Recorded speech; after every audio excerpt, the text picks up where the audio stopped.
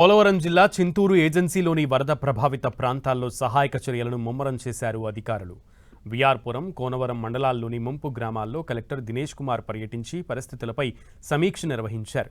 వరద బాధితులతో స్వయంగా మాట్లాడిన కలెక్టర్ సమస్యలపై పరిష్కారంపై చర్యలకు ఆదేశించారు.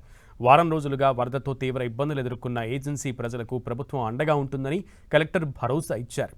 ముంపు గ్రామాల్లో శానిటేషన్, వైద్య శిబిరాలు, తాగునీటి సరఫరా, నిత్యావసర వస్తువుల పంపిణీ నిరంతరం కొనసాగాలని అధికారులను ఆదేశించారు. పునరావాస కేంద్రాల నుంచి తిరిగి తమ ఇళ్లకు చేరుకుంటున్న ప్రజలకు ఎలాంటి ఇబ్బందులు లేకుండా అన్ని శాఖలు సమన్వయంతో పనిచేయాలని సూచించారు.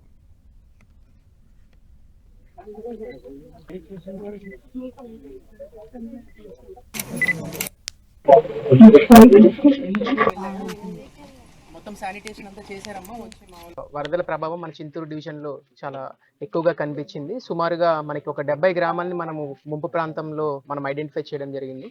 అండ్ ఇంచుమించు ఒక 11,900 ఫ్యామిలీస్కి మనము ఈ ముంపు వల్ల ఎఫెక్ట్ అయ్యి, వరద వల్ల ఎఫెక్ట్ అయ్యి అని చెప్పి మనం గుర్తించాము. సో వీళ్ళందరికీ కూడా మనము ఎసెన్షియల్ కమోడిటీస్ ప్రభుత్వం తరపున అందజేస్తూ ఉన్నాం. ఈరోజు టేకుబాక గ్రామం నుంచి ఈ కార్యక్రమానికి మనము లాంచ్ చేయడం కూడా జరిగింది. సో ప్రతి ఒక్కరికి ఒక కేజీ పామ్ ఆయిల్, ఒక ప్యాకెట్ పామ్ ఆయిల్, దాని తర్వాత 1 KG onion, 1 KG potato, and then 1 KG dal, and then rice కూడా వీళ్ళందరికీ ఇవ్వడం జరుగుతుంది.